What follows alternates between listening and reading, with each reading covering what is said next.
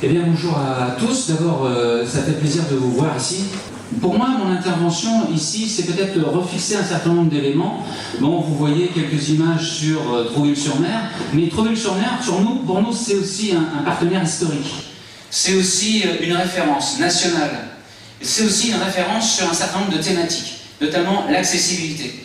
Depuis quelques années maintenant, on est beaucoup investi avec Trouville-sur-Mer. On a travaillé avec la commune sur la mise en place du plan de mise en accessibilité de la voirie et des espaces publics. Donc vous ne connaissez peut-être pas ce terme, mais c'est vraiment un terme spécifiquement qui s'intéresse aux questions d'accessibilité, de mobilité, mais d'accessibilité et de mobilité aux populations les plus fragilisées, touchées par une déficience visuelle, auditive, cognitive ou motrice. Donc voilà un élément très important qui compose ce territoire et qui est une référence parce qu'en France, on n'a pas beaucoup de communes.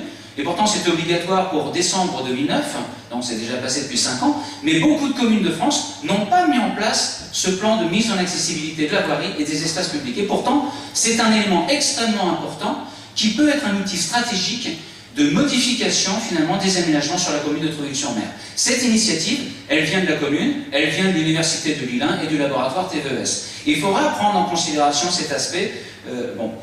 Voilà pourquoi aussi on a une histoire avec Trouville-sur-Mer, et voilà pourquoi Trouville-sur-Mer a été le candidat finalement pour organiser ce concours. Comment on va pouvoir créer sur la commune de Trouville-sur-Mer une dynamique de cohérence qui joue de développement économique et de lien social, et faire de cette commune finalement une commune qui va de l'avant, qui est innovante et qui joue de créativité aussi. Donc voilà aussi un élément fort de ce concours. Le fait de ces petites flèches qui rentrent dans le cercle, pour nous, c'est important parce qu'on parle d'inclusion, de dynamique et d'inclusion. Qui peut venir à Trouville-sur-Mer? Qui peut fréquenter Trouville-sur-Mer?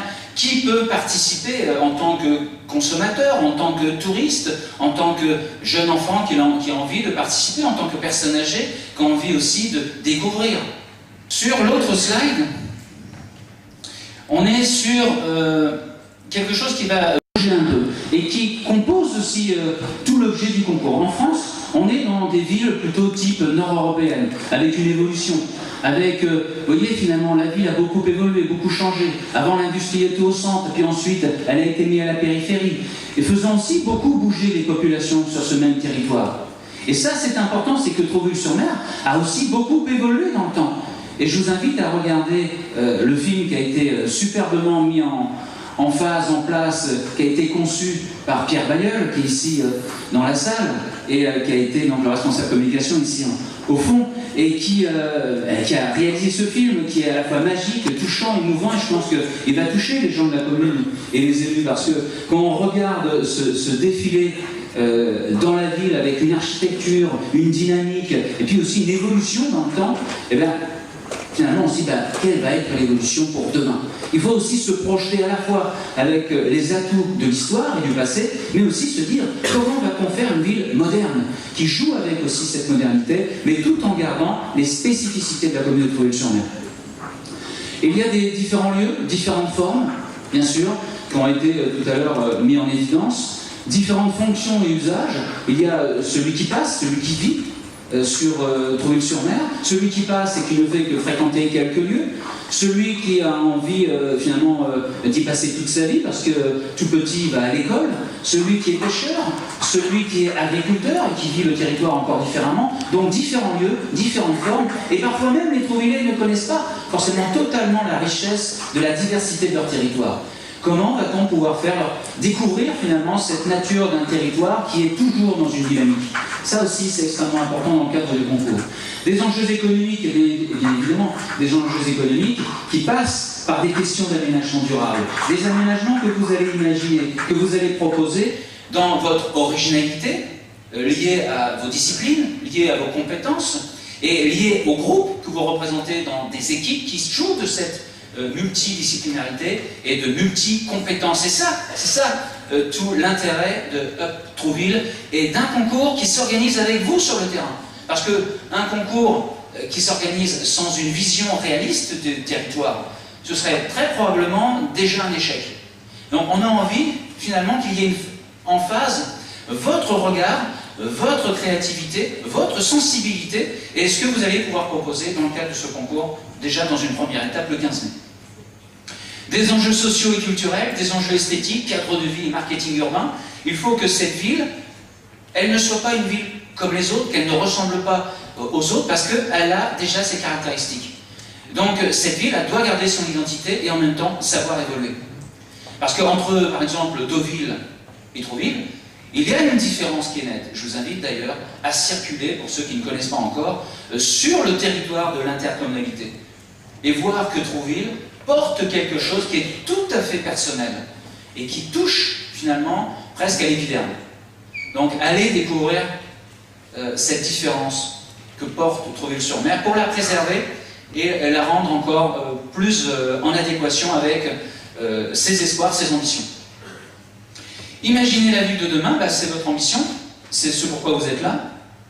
Multiplicité des usages et des fonctions, l'accessibilité comme concept d'aménagement durable et confortable, on y reviendra tout à l'heure. Trouville, d'aujourd'hui à demain, voilà finalement une de vos ambitions, une de nos ambitions à tous ici présents. Alors si on schématise un petit peu, parce que géographe que nous sommes, forcément on a toujours besoin de faire des cartes, de schématiser, enfin, bref, on se fait plaisir.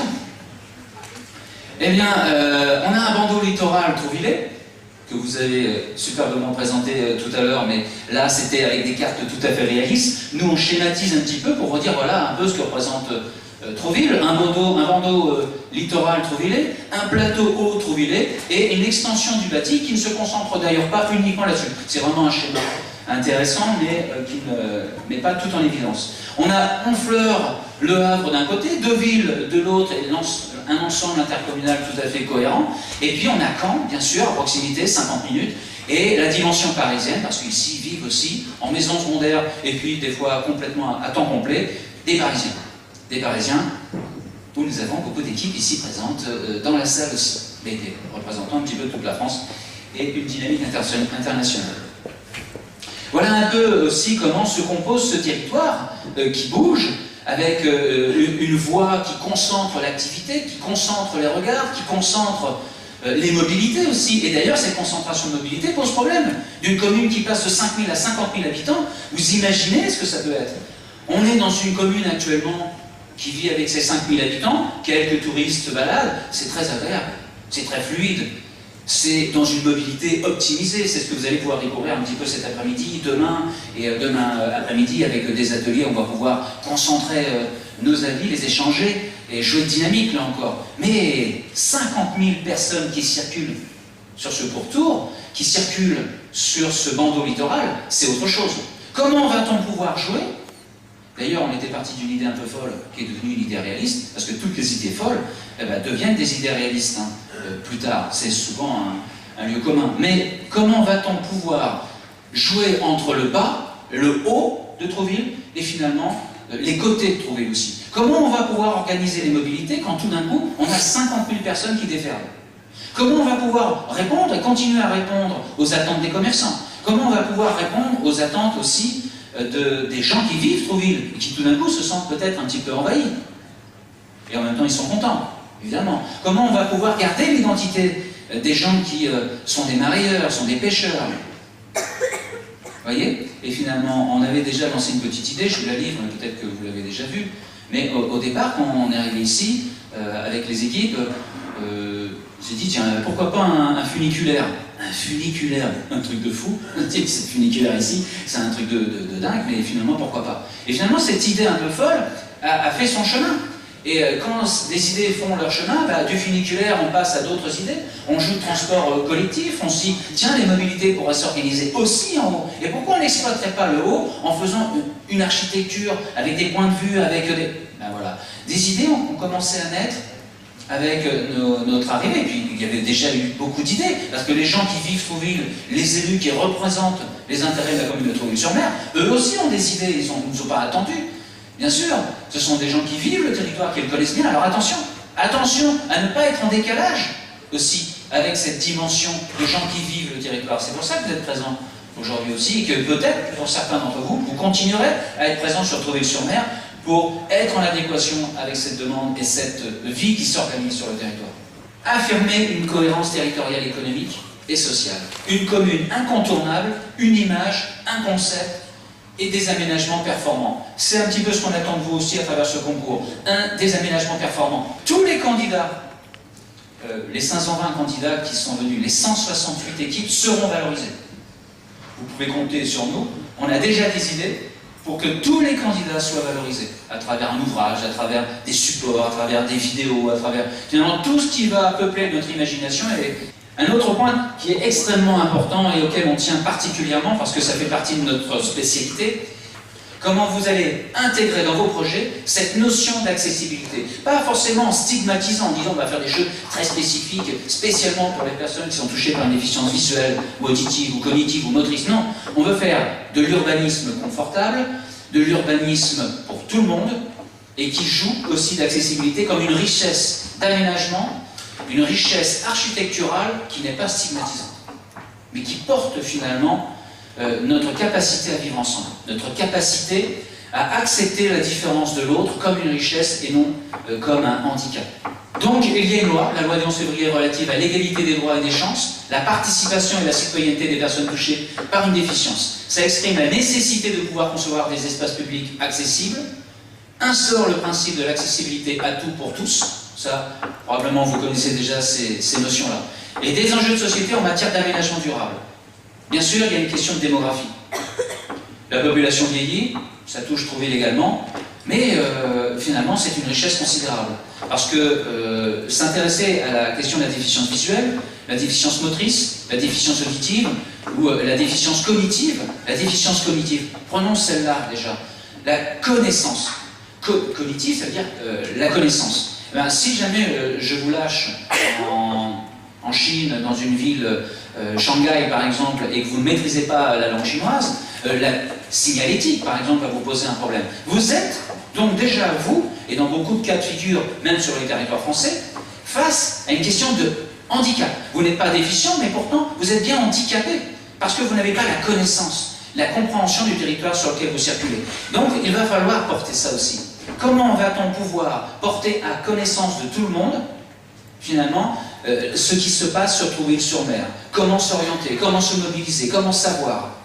À vous de trouver les solutions en vous intéressant, en vous cultivant sur la question.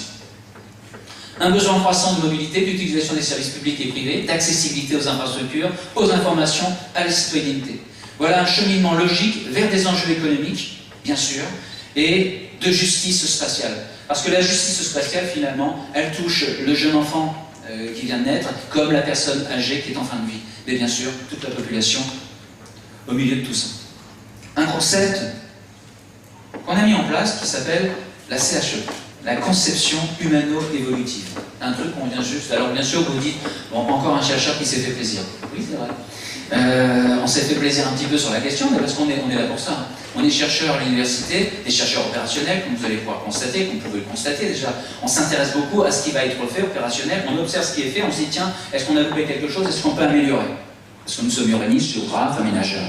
Et c'est vrai que la conception humano-évolutive, c'est de se dire, tiens, il y a un aménagement, on l'a fait, on va continuer à l'observer, on va continuer à regarder comment il évolue dans le temps, dans l'espace, et on va faire en sorte qu'il dure, qu'il soit opérationnel, et qu'on puisse anticiper et le modifier si c'est nécessaire. Et non pas faire des aménagements qui deviennent des verrues dans l'espace et sur lesquels on ne peut plus avoir d'action. La volonté trouvillaise d'une justice spatiale. Ah, voilà, ça c'est le concept. Un beau petit schéma qu'on a fait circuler un petit peu partout et pour se faire connaître. Et donc d'un côté, vous voyez finalement les usagers sont face à, c'est schématique, hein, les usagers qui sont face à des angles, des difficultés. Alors là, ça ne concerne pas uniquement les populations touchées par une déficience, hein, d'ailleurs. Mais des fois, bon, bah, on ne peut pas consommer, on ne peut pas aller, il y a trop de monde, il y a une circulation qui pose problème, on ne peut pas rentrer facilement dans un magasin, on n'a même pas vu qu'il y avait un magasin, on ne sait pas combien de boulangeries, on ne sait pas où elles sont localisées. Ben, finalement, de cet environnement qui est occupé par des usagers qui passent, qui sont des permanents ou autres, eh bien on passe à une autre conception, c'est-à-dire quelque chose de plus lisse, de plus adapté. C'est ce sur quoi vous allez travailler. Voilà. Et qui pourra permettre finalement aux personnes de la commune de se dire voilà comment on va vous proposer à vos populations les modifications sur une commune qui demande à respirer, qui demande à évoluer, qui demande à se moderniser, qui demande à accueillir une population plus jeune, qui vient de s'installer avec des familles, des enfants, et aussi qui demande à accueillir des touristes d'âges très différents, de cultures différentes, de nationalités différentes, et qui eux aussi vont pouvoir vivre Trouville, et imaginer, pourquoi pas, y consommer, s'installer, bref, y vivre temporairement ou définitivement. C'est aussi, bon, voilà, hein, je défile tout le... Il y a une petite animation, mais observez la vie communale trouvillaise, c'est un petit peu votre objet. Vous allez faire des visites avec toutes les personnes que Marie Lavande-Soleil a présentées tout à l'heure. Vous allez les accompagner pour mieux comprendre Trouville. Vous allez avoir des ateliers, vous avez eu des conférences. Vous allez à portée de main des cartographies, des documents, des diagnostics, des vidéos. Vous avez la possibilité d'avoir des témoignages, et certains d'entre vous nous ont déjà sollicité pour dire voilà, est-ce qu'on pourrait être en phase avec les populations, vous faites ce que vous voulez. Vous pouvez être en phase avec les populations, vous pouvez vous mettre en phase même pendant le temps après avec la commune de Trouville-sur-Mer, qui à mon avis se fera un plaisir de pouvoir répondre à certaines de vos questions, si vous en avez. On a besoin de projets créatifs et réalistes. On a besoin, bien sûr, un impératif de se lier à la question du développement économique, mais aussi du lien social. On a besoin de garder un équilibre de vie communale, parce qu'il fait bon vivre à Trouville-sur-Mer. On n'a pas envie de perdre ça pour entrer dans une sorte d'industrie de la consommation, ou d'industrie du voyeurisme, ou d'industrie de ce que vous voulez. On a besoin de quelque chose où c'est fluide, mais on va pouvoir utiliser les dynamiques territoriales de la commune pour jouer mieux une meilleure répartition sur le territoire, entre le haut et le bas, et le côté, comme on l'a vu de façon schématique tout à l'heure. Une nouvelle image. Ça, effectivement, je pense qu'on ne pourra pas me contredire peut-être sur cette question-là. Une nouvelle image à construire. Non pas que l'image actuelle est mauvaise, du tout, mais peut-être besoin d'une image différente. Qu'on puisse se dire, tiens, à Trouville-sur-Mer, on peut faire ci, on peut faire ça, mieux la connaître, et notamment à travers des projets que vous allez composer, que vous allez imaginer, que vous allez nous proposer pour le 15 mai prochain.